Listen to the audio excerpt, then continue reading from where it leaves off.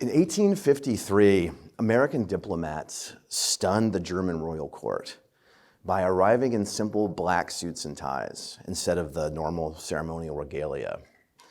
And when a bewildered courtier asked the Americans, "Why are you dressed like undertakers?" they replied with quiet confidence, "Because we represent the burial of monarchy." Today, as I see all these technologists and AI engineers and Silicon Valley types descending upon Washington, D.C. in your hoodies and your jammies and your sneakers, I hope you guys represent the burial of the necktie. But your presence here, in fact, does, I think, represent something quite extraordinary. The burial of an old world and the birth of an age that may reshape human civilization. You know, not long ago, many people, including people in this very room, believed that engaging Washington, D.C. on matters of AGI was actually dangerous. They called it an info hazard that might accelerate the very risks we were worried about. And as a consequence of that unfortunate choice, I think many in Washington are simply unaware of or discount the possibility that AGI could be here and be here soon, and how times have changed and how they must continue to change. The divide between Silicon Valley and Capitol Hill, between those who build the future and those who must govern it, between the titans of industry and those Americans who stand the watch as our sentinels and guardians, these divides are threatening to our republic more than any foreign adversary. And I hope that today this divide can end, that we can bury the hatchet and forge a new alliance between innovation and American values, between acceleration and altruism that will shape not just our nation's fate, but potentially the fate of humanity. I think most of you that know me know I speak pretty plainly, and I plan on doing so today. I will tell you why I believe AGI is not merely another policy issue, but perhaps the defining challenge of our era, why it matters more than competition with China, why it transcends even nuclear weapons and their implications, and why we perhaps have 3 years or 1,000 days before we find ourselves standing at the bank of the Rubicon with dice in our hands. We stand in America as heirs to the sacred tradition of Western civilization. It's a golden thread in an intellectual patronage that began in ancient Jerusalem and its reverence for human dignity, through Athens and their experiment with democracy, to the Roman Republic and the notion of the rule of law, to London and the English wisdom to impose restraint on absolute power, and finally to Philadelphia and to our framers' revolutionary synthesis that gave birth to the world's great masterpiece of practical statecraft in our Constitution. This tradition gave us the radical notion that power must serve people, not rule them, that individuals possess inherent worth that no algorithm can compute. And the choices we make over the next 1,000 days may determine whether AI honors this inheritance or degrades it. It will either amplify human dignity or reduce us to data points. It will either preserve our liberty or engineer our obedience. It will either submit to law or become law unto itself. It will either serve humanity or subjugate us. Unfortunately, there is no middle path, no comfortable compromise, not even technical certainty of the range of potential future scenarios. We just have the assessment of some of our brightest minds, the very people who are building these systems. And when the architects of our future are purchasing remote bunkers and hunkering down in the advent of AGI being unleashed on the world, I think only a fool would dismiss that warning as something that can be sort of written off with certainty. So where do we find ourselves today? Today we find ourselves in not just one race on AI, but actually two. The first race is the race we understand, the competition with China for economic and military supremacy. This is a familiar great game of great power politics, played with new pieces on an ancient board. The second race is alien to our strategic thinking. This is the race toward artificial superintelligence, or AGI itself. This is not nation against nation, but humanity against time, against our own creations, against the possibilities that make our Cold War nightmares seem quaint. Conflating these races invites catastrophe. We must dominate the first without triggering disaster in the second. China's recent breakthroughs in AI have unfortunately erased our lead. DeepSeek's models match American capabilities from merely months ago at 1/10 of the cost. Chinese researchers have weaponized American open source AI for military applications and have taken advantage of corporate access by buying hardware and research partnerships that need to compete and win. I remember watching Xi Jinping's New Year's Day speech in 2018 from my office in the Pentagon. Displayed very conspicuously on the bookshelf behind him was Pedro Dominguez's book called The Master Algorithm. It was a very clear sign to us in the leadership of the Defense Department of the stakes of this issue.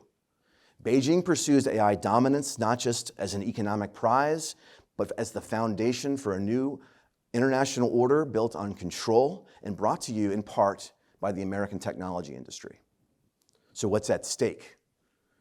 AGI represents what a military strategist might call a black swan, a sweeping invalidation of most of our load-bearing assumptions about the way a system works. And unlike nuclear weapons, which require enrichment facilities and leave radiological signatures, AGI needs compute, electricity, and expertise, resources that exist in dozens of facilities around the world and are growing every day. Resources that, as Congressman Foster mentioned, may actually increase exponentially as AI start to improve upon themselves. Consider what we're discussing.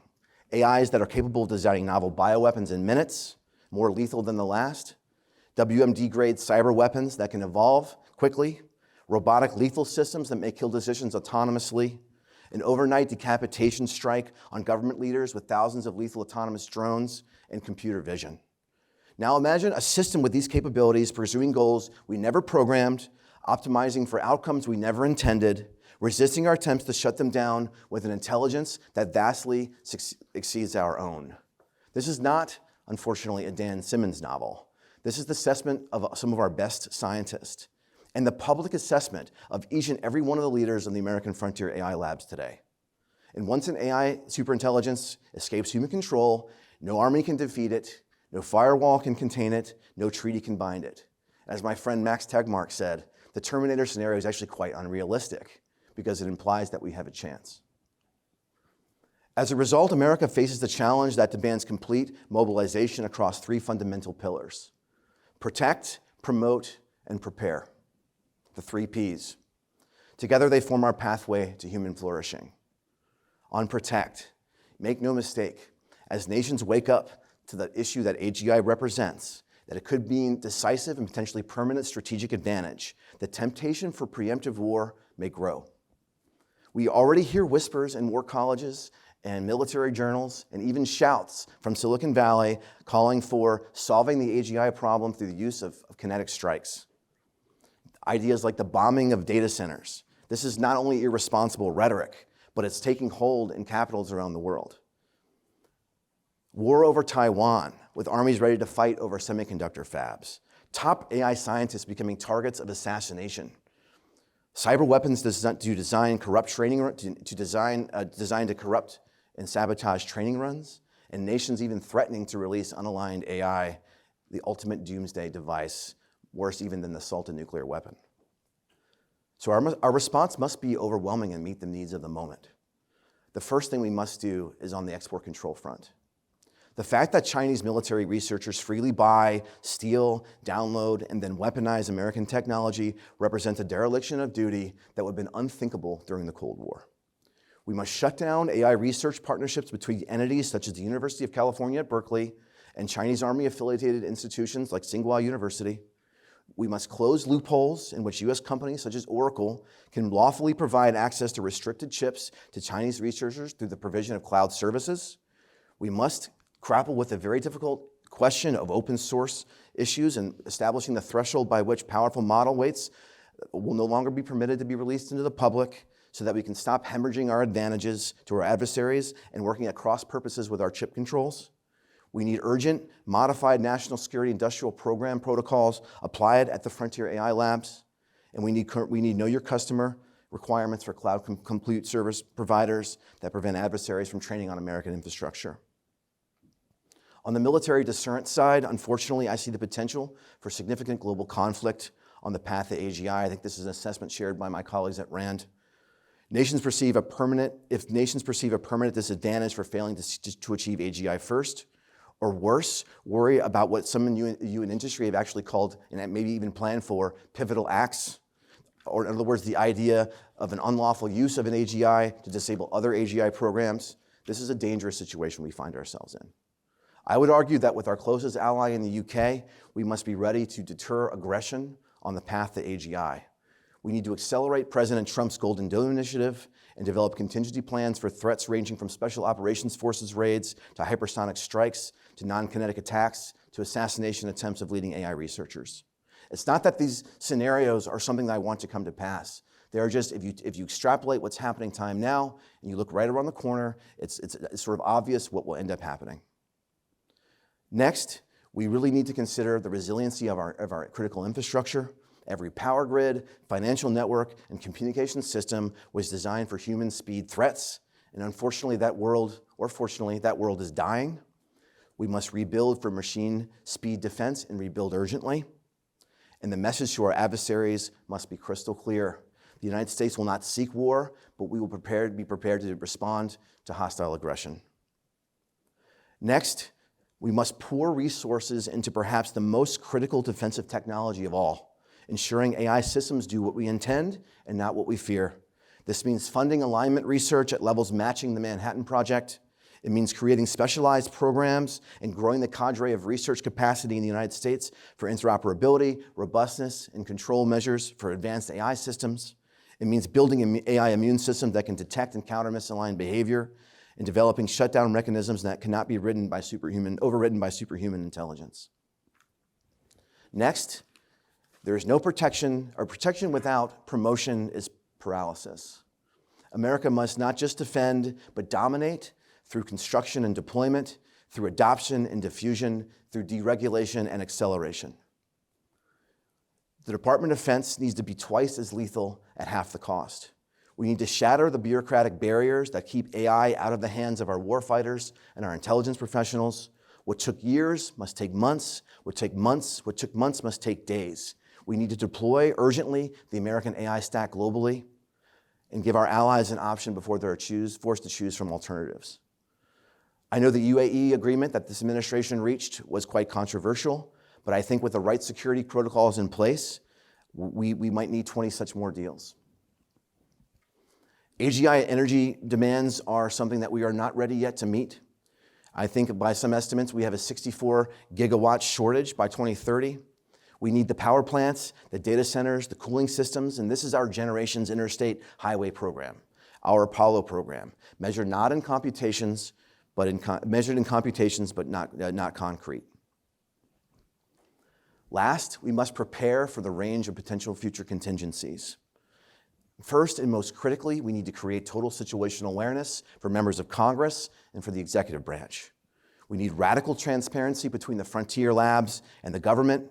We need classified testing and evaluation programs focused on weaponization and loss of control risks so that policymakers such as Mr. Foster can help peer into the future of AI development and make informed and data-driven choices on behalf of the American public. We need early warning signs for foreign AGI programs, for capability jumps that could destabilize the world and create good plans and preparedness for responding. Last, we need to think, unfortunately, about some ideas that have been heretofore unthinkable. We know that neither Washington nor the United States, under current technological understanding, can build advanced AI systems that we can reliably steer. So the first unthinkable truth is we probably need a grand bargain with the Chinese. As much as export controls can slow down China, they are perhaps late to need in this moment. And like the superpowers stepping back from nuclear annihilation during the Cold War, we must recognize that AGI race cannot be won with China only survived. We need an AGI treaty that channels competition away from mutual destruction. President Trump may be uniquely positioned to forge that agreement, and he may be forced to grapple with this if AGI comes online during his administration. The message of Beijing should also be clear. America will outcompete you commercially and militarily. We will deter aggression, but we are not suicidal, and diplomacy is on the table. The second unthinkable truth is that we start into considering plans for other extraordinary measures. We must prepare options that I think many in Silicon Valley and those of us on the libertarian side of the aisle would be loath to even contemplate. So I'll say the word nationalization. If AGI development threatens the constitutional order itself, or risks amassing power in ways that threaten the current systems of checks and balances, then a Manhattan-scale project around government partnerships where allies and partners can buy in may become necessary. Direct oversight or intervention in the economy by the United States government may become an unfortunate reality. A national dialogue on how a safe superintelligence should be used in accordance with our constitutional principles will likely become necessary.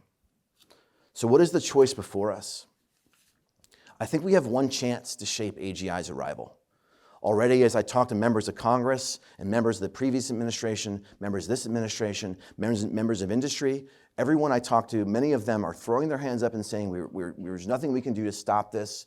It's too late. The race itself has a mind of its own, and this is really the manifestation of Moloch or Satan or whatever human foil that you'd like to attribute that to. And it's simply not true, at least not yet. However, I think once AGI does emerge, events may move beyond our control with stunning velocity. The policy establishment faces a choice.